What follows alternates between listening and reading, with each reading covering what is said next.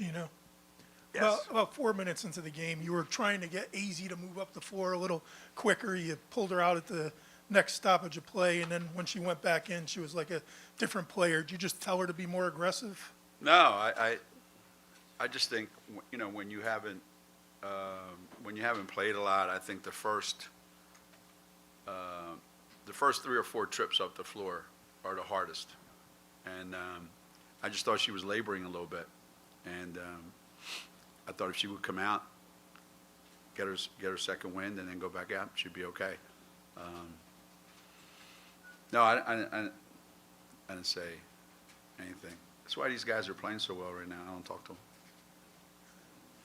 She played probably her best game of the I think so. season, though, Yeah, right? I think so. I mean, when it's a little bit of everything, that's when she's playing her best, right? When it's a little bit of, attacking the basket, this pull up, this three, that's when AZ's at her best, So I thought for her, it was a great way to,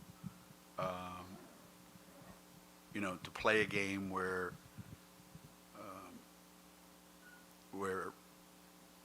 Paige is not in the game, and usually we'll get 2 or 3 buckets in the first 2 or 3 possessions from Paige.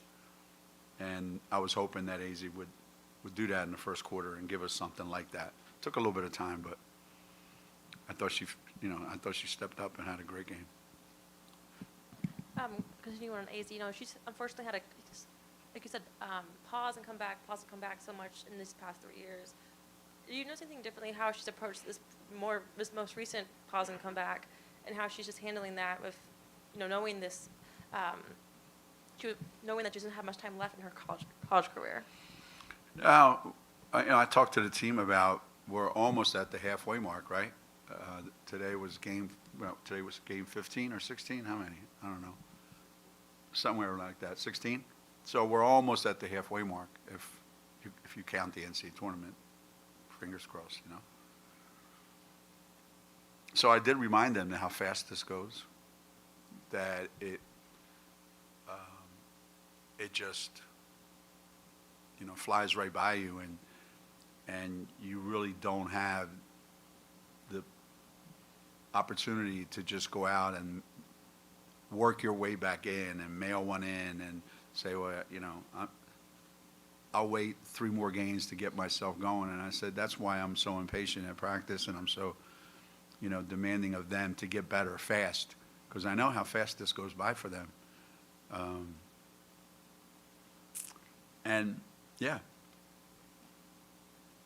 I don't, some of the older guys, there's really not much you can say to them. They know what they're doing. A lot of times they just want some reinforcement, encouragement. I'm not really the right guy to go to for that stuff. How good was it for Allie just to have a night like she had tonight, see the shot start to fall with some consistency? The best part of the night was Jamel and Tanya looking at me, because I turned around and looked at them, and they go ahead, say it. Because I didn't want to say, I told you so. I said, she starts making shots, they're going to go in. A lot of them are going to go in. And she's not hesitating. And the thing that I am harping on, just nonstop,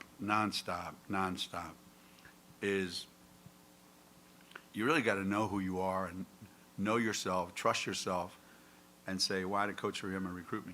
Why did he bring me here? Well, because I can do this, this, and this. Well, now do that every day.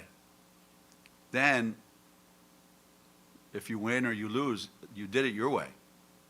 The worst thing is you come to practice, you go to a game, and you don't even recognize the person that you are playing because you've completely lost who you are. So to Allie's credit, for the most part, she knows who she is. She knows this is what I do, man. I'm aggressive with the ball, and she's getting better defensively. But I hope we can play her a lot down the stretch, because and she can. I remember way back, Kalena Mosqueda Lewis, her freshman year, she played 31 minutes a game. She led the team in minutes played. And we had like Hall of Famers on that team. And she said, somebody said, why she played 31 minutes? I said, because in a 4-minute stretch, she could blow the game wide open. And I think Allie's the same way. You know, you're doing some full court press. How do you think the team's reacting to that, and what are you looking to get out of that? Actually, I'm surprised sometimes that teams turn it over, because I don't know that it's great. I mean, I think we play hard and we try hard, and you know we take some risks. Some guys out there are better than others. Don't get me wrong. And when there's a certain lineup out there, you know, we do create opportunities for ourselves. But sometimes teams just throw it away for whatever reason. And so we're out there trying to figure out, can we press this team or not? And if we can, we just keep doing it. And if we can't, then we stop. But what we're getting is it forces them to play with a lot of energy. And it forces them to extend themselves. And I like that. And it carries over into everything else that we're doing. So basically, that's the main reason. Jana had 9 points in that third quarter. What do you think got her going there? And is what she was doing out there kind of what you've been hoping for from her? Jenna? Yeah. Yeah. Jenna has this look on her face, right, when she plays. Like, you can never tell what she's thinking. She's very serious. Like, there's not a lot of, you know, joy in her face when she's playing. This is like serious for her. And she beats herself up when she's not playing well or she's not doing something that she's supposed to be doing that she thinks she can do. So for her, anytime she has success, anytime things go her way, I just think that fuels her for the next time, and the next time. I don't know that that there's a secret formula. It's just she needs to play, and she needs to play through whatever it is, and then we have to, you know, get what we get, and hope that we keep getting more each and every game. Gino, when you're able to extend, give the bench extended minutes, what are the things you look for when you look at, say, like an Allie who's trying to find a way to get into the rotation and get more playing time? What are the kind of things you look for, when that game is decided and, they still have to put out the 100% effort that you want? Yeah. I would say, realistically, if you have 10, 11, 12 players on your team, can you play your way into the rotation? I mean, sometimes you've been there all of October, all of November, all of December, and if you're not in the rotation, like, do you really have an opportunity to play your way into the rotation? What are you going to do? I always say to people, you can't come out here and think you're going to shoot your way into the rotation in September, October, November. You're going to have to do some other things because we have a lot of guys that can score, generally speaking. So we're missing a player today, and that gives an opportunity to someone else. Now, you take advantage of that opportunity, and you do what you're good at. And does that get you more playing time? Maybe. Maybe. It doesn't hurt you. It doesn't push you further back. I think when you play the way Allie played today, you shoot it the way she shot it today, it certainly gives the coaching staff something to think about, something to consider. And that's always a good thing. But I always knew she could do what she did today. That's why we recruited her. I've seen her do that to everybody that she's ever played. Good teams, great teams, bad teams, EYBL, state tournaments. She does that to everybody. Yeah, Dom. Oh, yeah. you know, obviously not the way that you wanted this to happen, but your team was kind of forced into learning how to play, or continuing to learn how to play without Paige. How do you think they did that, and what else are you looking for them to learn? Yeah, somebody asked me whether there was going to be a learning curve. Except for the freshmen, these guys have played without people their whole career here. So they take it as in stride. So there was no looking around. There was no, in practice, hesitancy or apprehension or, you know, let's look to Paige and where is she? We've been through this so many times. You know, and probably knowing that she'll be back soon, maybe made it a lot easier, you know. I want them to learn to trust themselves, trust each other. You know, obviously they know if we have any chance to do something great this year, Paige has to be a part of it. But that doesn't mean that they should pass up opportunities to get better. And I thought they took advantage of that today. Yeah, Coach, we know how impressive that Sarah has been so far during her freshman year. Specifically on the defensive end, knowing today that she had a lot of really impressive plays, both in the paint and on the perimeter to push the break and get you guys more opportunities to score. How valuable is that in a young player, but specifically knowing that Paige wasn't playing today to ignite your offense and give you that extra push that you needed on offense?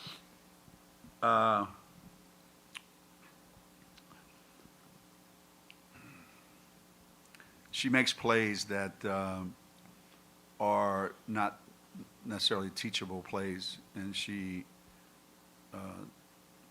does things that only people who have tremendous basketball instincts can do.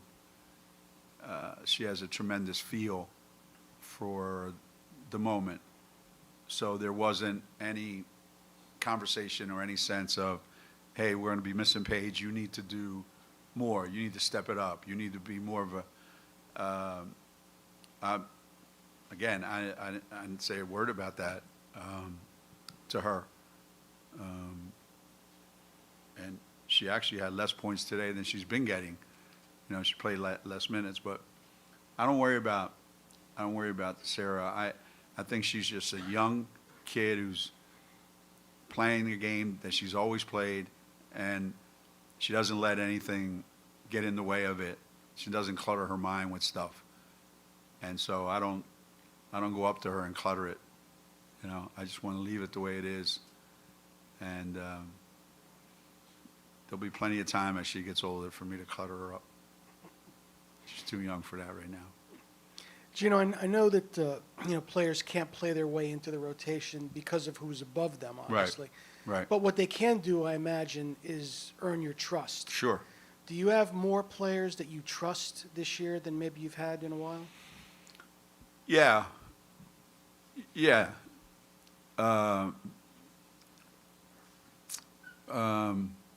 With my car keys, but not with my life. A couple of them, you know. I do think that having depth is, in and of itself, that's a good thing, I guess. Having quality is a great thing. Having trustworthy players that's the ultimate. That it's like the old Steve Kerr thing, right? You know, just sit there and watch until I go, hey, and then come in and bury a couple without ever touching the ball, and then go back to your spot and wait for me. You know, to have someone who you know you can trust, who you know that the minute you call on them, they're going to give you exactly what you want. And that's every coach's, every coach's dream to have a number of those players.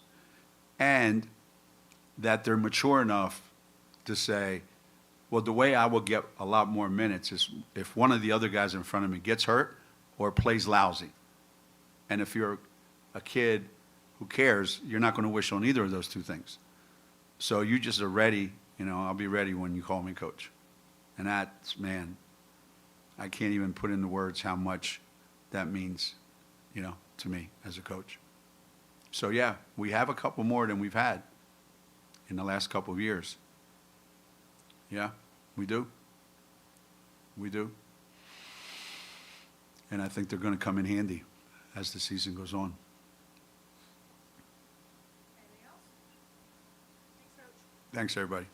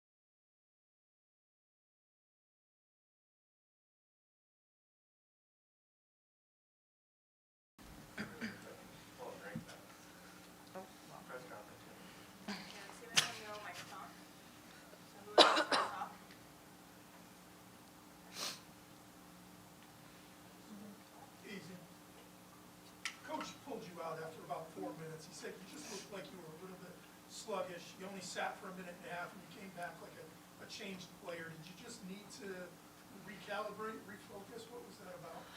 I don't know what I started with. I don't know what that was, but I caught my second wind as soon as I sat down for a second. So I just needed that quick breather. And did you feel like you I played felt- your best yeah. game so far? Oh, definitely. I felt like I played with more confidence than what I've been playing with. I think partially that's confidence in myself and my like playing abilities, but confidence in my knee. So I just felt a lot freer on the court tonight.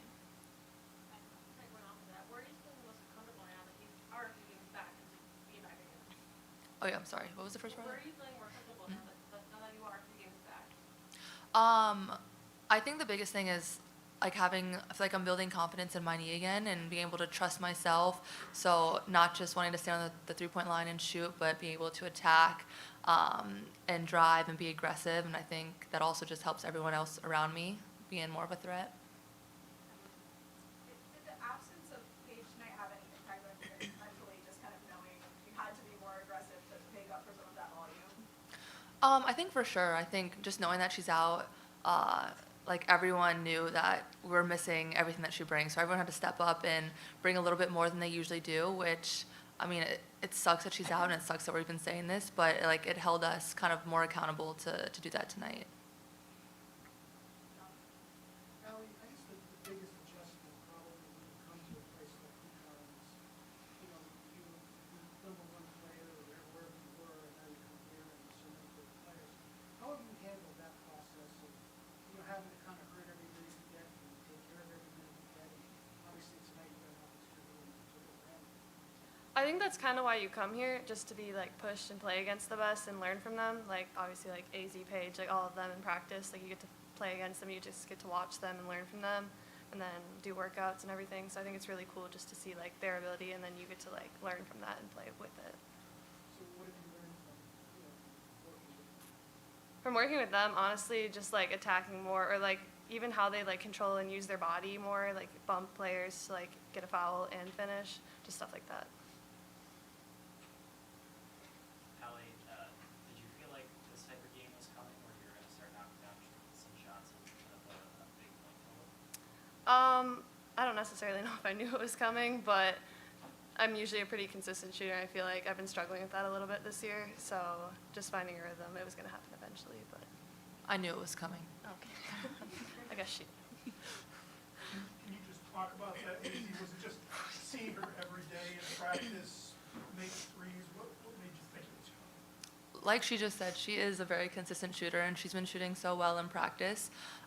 Since preseason, I remember watching the first like practice, and I was like, "Oh my goodness, she might be a better shooter than me." And so I knew, like, it's hard to get in your rhythm when you first get here, when you're playing, like figuring out your role on the court, kind of. And so like, she played really well tonight, and everyone was finding her. It was like she was wide open. I'm like, what are they doing on defense? But like when she gets going, like she's on fire. You're not gonna be able to stop her. Fire. Allie, Coach was talking to you guys a lot about knowing who you are and kind of staying within yourself when you're playing. How have you kind of embraced those conversations? What has that dialogue with you guys been like over the last couple of weeks? Yeah, it was really hard for me at the beginning, just trying to like figure out what to do. But he always talks about like you do what you were recruited here for. So just trying to like be that scorer, still stay consistent, not to get too worried like with the highs and lows. Sarah, can you just talk about everybody looks at you as a scorer and this young phenom. Today you made your mark maybe on defense, the 5 steals, and just playing really hard. Did you go in with that focus today, or? Mentally, I feel like I did. In practice, I've been focusing a lot on defense, and you know, like obviously can get better at that. So my focus was defense today. Did it feel good to come up with those steals? It and did. Just kind of build on that? It did, yeah, because I really tried. Okay.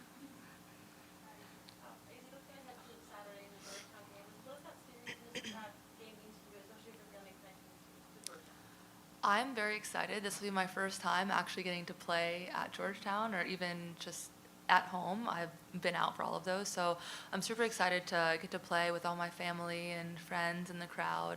I played on that court actually at my high school like state championship game, so it's kind of just like a cool little flashback moment, like full circle moment. So I'm super excited for it. Did your mom ever talk about facing UConn as a player? She has actually, and she would talk about like the drive and how there was nothing there but that one subway like right before the highway.